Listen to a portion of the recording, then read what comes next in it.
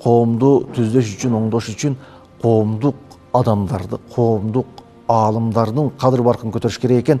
Ошол адамдардын авторитетин, аброюн көтөрүш керек экен. Бүгүнкү күндө кайсы бир адамдар аалымдарды, даанышмандарды, илимдүү, билимдүү адамдардын кадыр баркын кетирип, аларды ууру, аларды бузуку, аларды жаман, жийеркине турган адам кылып көрсөтүү аракети менен алек болуп жатат. Ошондуктан коомдук адамдарды, коомго үлгү боло турган аалым, биларман, даанышман адамдардын кадырын өстүрүш керек экен. Минбар медиа деп Садыбакас Ажы Доолов чыгып келет.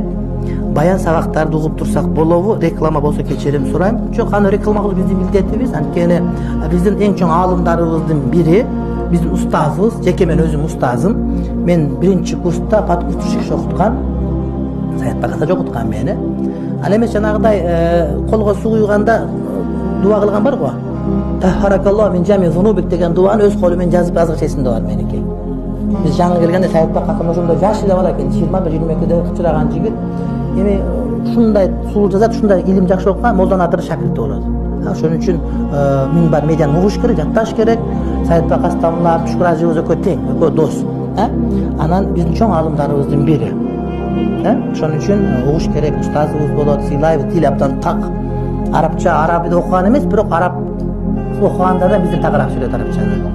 Тим эле кыраатын келиште, кыргызчаны да кыраатын келтирет, арабчаны да, кыргызчаны сүйлөп тажибиттен жүрөт го мисалы үчүн, ошол сыяктуу арабчаны да сүйлөйт да бизчи.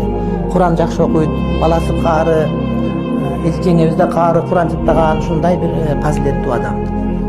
Эми Аламудин базардагы мечитте имам. Ошока жумага уксаңыздар көп пайдаланасыздар, сабактарына барыш керек болот.